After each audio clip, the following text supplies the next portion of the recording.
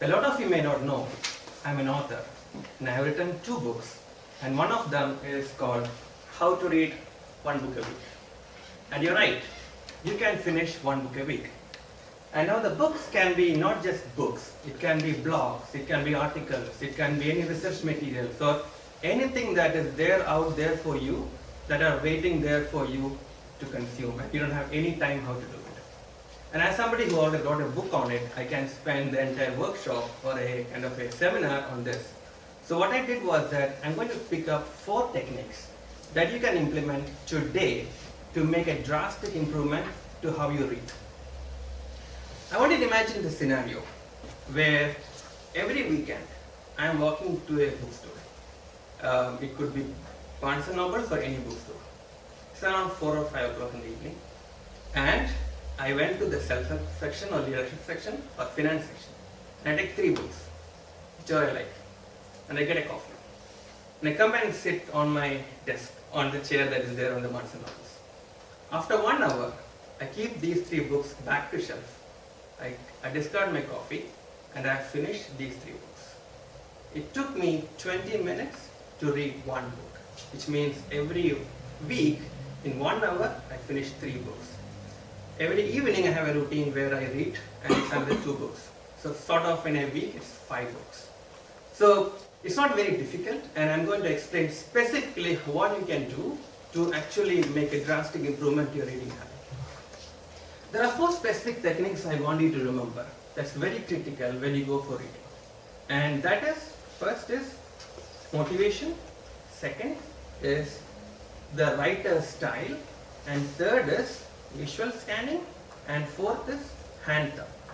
Let me go over each. So the motivation thing. First of all, you need to be motivated to read, because if you don't have a motivation to read, then these techniques will not be applicable to you. And there's a difference between a good reader and a bad reader. How do you know? Do you guys know, are you a good reader or a bad reader? It's a very simple test. Look at the eyes.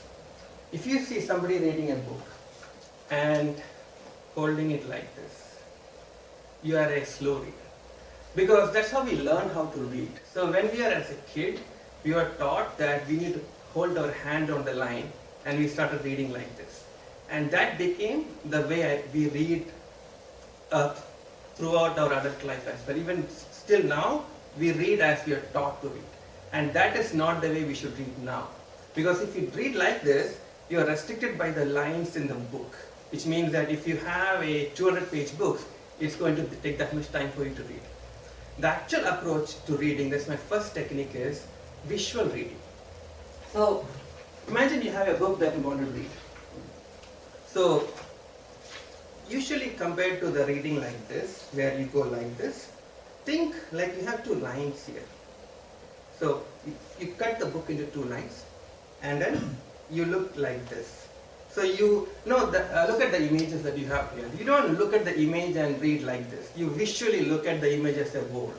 So the way you have to look at the book is from here, here. You look here, you read, you scan the information, and you move it actually. It's going to take time and practice. And that's why it's something that you need to be motivated and committed to do. But the first thing I want to teach was that just by looking at your eyes, you can actually tell whether you're a good reader or a bad reader, or a slow reader or a fast reader.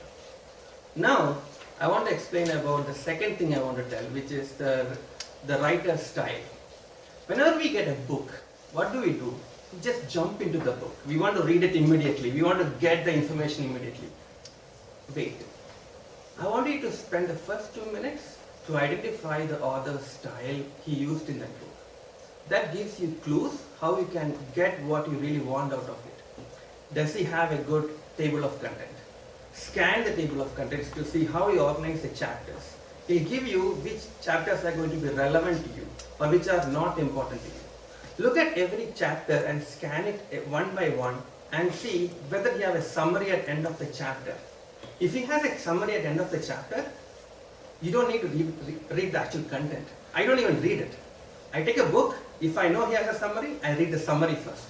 I read the entire summary first, and then if I have time, I go back to the chapter. Because the author have already spent a lot of time to actually put the summary to save our time from reading his material. But we are not even using that. We go by the line by approach of reading one by one. So, before you even jump to it, understand the audience better. So now I'm going to explain you how am I doing this Barnes and Noble's approach, right? How am I doing it? First thing I do is I time it. I take 3 books and sit down to read. For each book, I take my phone and put 20 minutes timer. I'm committing myself that in 20 minutes, I'm going to finish this book. Now if I'm taking 4 books out of the shelf, guess what the timer will be?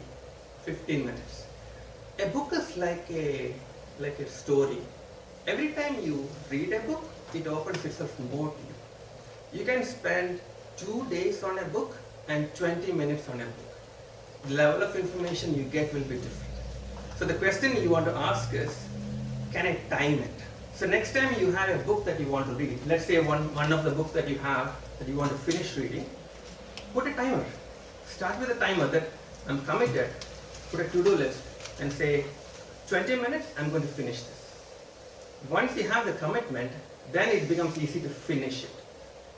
That's the second technique I'm talking about putting a timer and committing on it. And the final third technique, which is so critical for you, is the thumb moment.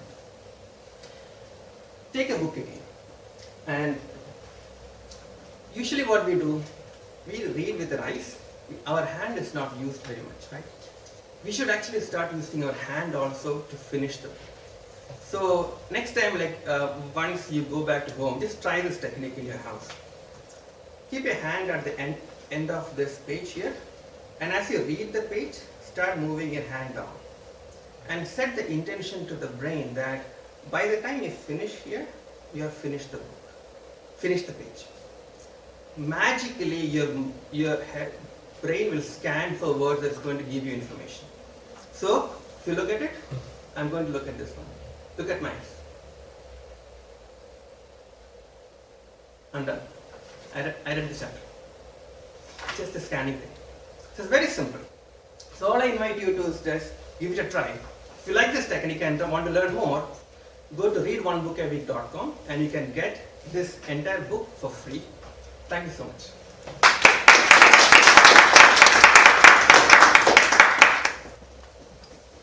Informative speeches are some of my favorites. Thank you so much. Mr. Timer.